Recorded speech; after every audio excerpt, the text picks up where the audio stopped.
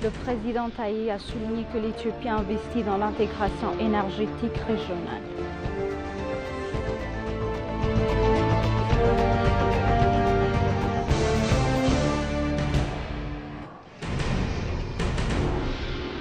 Le Premier ministre Abiy a évalué hier les activités de développement du corridor dans la ville de Bahir Dar.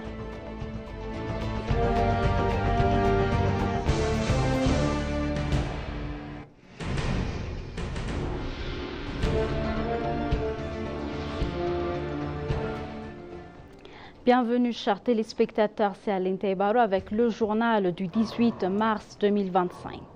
S'exprimant lors de l'ouverture de la 57e session de la Commission économique pour l'Afrique, le président Taï a exprimé sa confiance dans l'accélération de la mise en œuvre de la zone de libre-échange continentale, l'Éthiopie ayant fait ses preuves en matière d'intégration régionale. Taï a précisé que l'Éthiopie s'efforce de parvenir à l'intégration régionale par le biais d'infrastructures et d'une connectivité électrique avec ses voisins.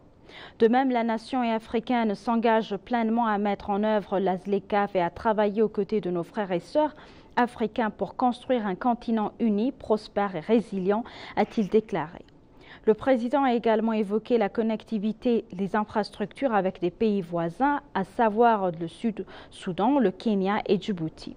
Récemment, nous avons signé un accord pour relier l'Éthiopie et le Sud-Soudan et notre participation au corridor LAPSET souligne notre engagement à développer la logistique régionale et la facilitation du commerce, a-t-il indiqué.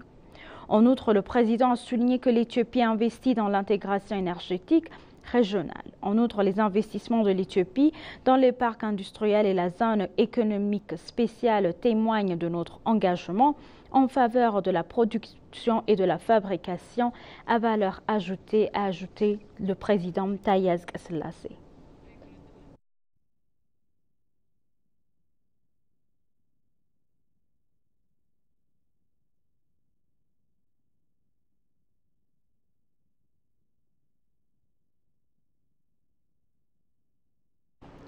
Le Premier ministre Abiy Ahmed a évalué hier les activités de développement du corridor dans la ville de Bahir Dar et a salué les caractéristiques étonnantes de la ville.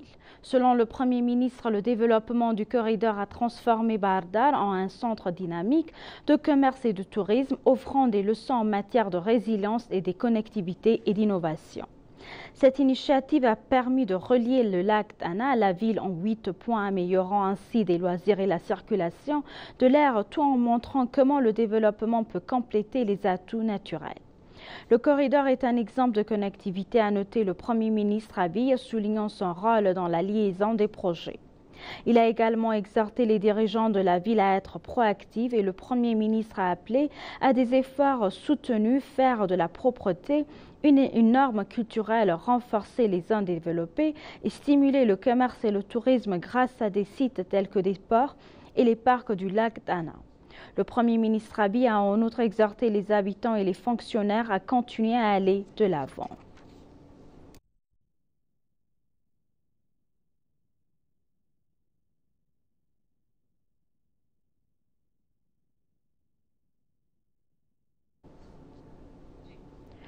L'ambassadeur d'Éthiopie en Chine, Tafera Derbo, a rencontré hier à Shanghai en Chine la présidente de la nouvelle banque de développement Dilma Rousseff. La banque de développement, ancienne connue sous le nom de Banque de développement des BRICS, a été créée par des pays membres des BRICS en 2014 et devenue opérationnelle un an plus tard en 2015. La discussion a porté sur l'état d'avancement de la demande de l'Éthiopie de devenir membre de la banque et sur les questions communes entre les deux parties selon les informations de l'ambassade d'Éthiopie à Pékin. La gigantesque banque multilatérale de développement compte 8 pays membres, le Brésil, la Russie, l'Inde, la Chine, l'Afrique du Sud, le Bangladesh, les Émirats arabes unis et l'Égypte sont les pays membres de la banque.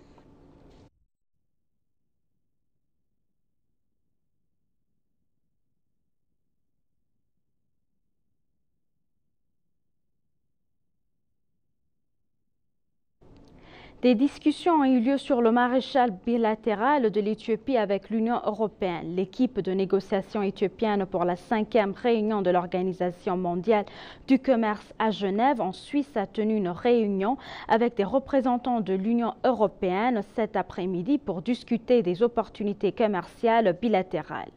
Le ministre du Commerce et de la Coopération régionale, Kassaoun Gofé, a déclaré dans un message publié sur sa page de médias sociaux: les réponses aux questions posées par l'Union européenne ont été apportées en fonction des intérêts à long terme du pays.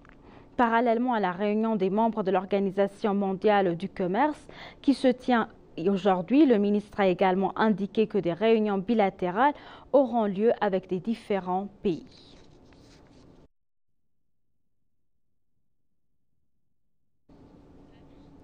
Le ministre de la Paix, Mohamed Idriss, a noté que l'Éthiopie s'efforce d'assurer la paix régionale et de promouvoir le développement basé sur le partenariat. Le ministre a discuté de la mise en œuvre du système fédéraliste, de la gestion des conflits et de la gestion de la diversité avec l'ambassadeur indien en Éthiopie, Anil Kumar. Mohamed Idriss, qui a mentionné que l'Éthiopie aurait beaucoup à apprendre de l'Inde dans les secteurs susmentionnés. Le ministre d'État chargé du fédéralisme et de la gestion des conflits, ministre de la Paix, Cherugta Jenen, a pour sa part annoncé que le ministère de la Paix travaille en collaboration avec diverses entités gouvernementales et non gouvernementales pour renforcer le système fédéral et moderniser le système de gestion des conflits. L'ambassadeur de l'Inde en Éthiopie, Anil Kumar, pour sa part, a précisé les efforts déployés par l'Éthiopie pour construire une nouvelle culture politique. Les informations provenant du ministère de la Paix indiquent qu'ils continueront à travailler avec le ministère de la Paix sur la mise en œuvre du système de fédéralisme, la gestion des conflits et la gestion de la diversité.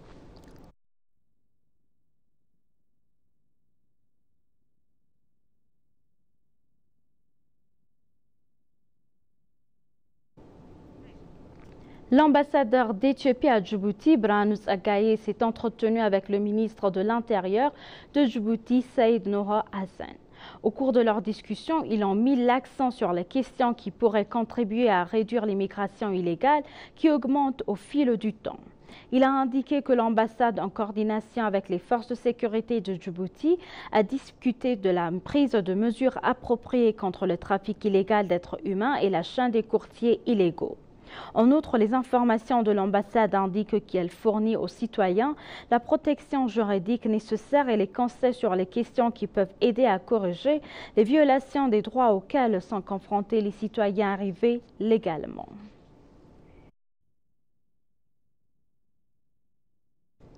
Le nouveau président de la Commission de l'Union africaine a tenu sa première réunion avec le comité des représentants permanents. Les discussions ont été présidées par le président de la Commission de l'Union africaine, Mahamoud Ali Youssouf, et le président des représentants permanents, l'ambassadeur professeur Miguel César Domingos. La discussion visait à rendre l'Union africaine plus efficace dans divers domaines et à renforcer la coopération. On dit également qu'il se concentre sur l'amélioration des méthodes d'exploitation.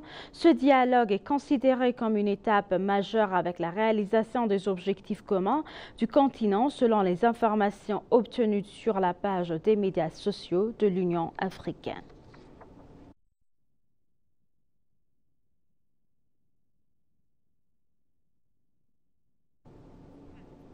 Et pour conclure le journal, le ministre des Finances Ahmed Shidé a discuté des activités de collaboration avec la directrice exécutive adjointe de l'UNICEF, Kitivan Derijen. Le représentant de l'UNICEF en Éthiopie, Aboubakar Kampo, était présent à la réunion selon les informations du Fonds des Nations Unies pour l'enfance.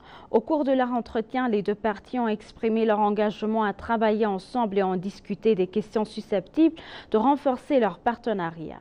Il a également été mentionné qu'ils ont recommandé des domaines d'investissement pour garantir que les enfants du monde entier aient accès à tous les services.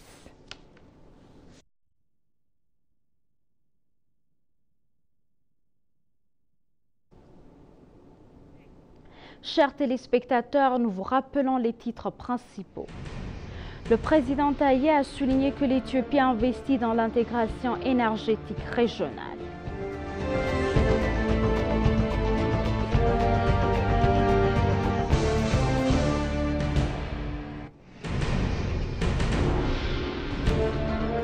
Le Premier ministre Abiy a évalué hier les activités de développement du corridor dans la ville de Bahir Dar. Merci chers téléspectateurs, c'est la fin du journal. C'était Aline Taibaro avec le journal. Restez avec nous avec le reste des programmes. Bonne journée.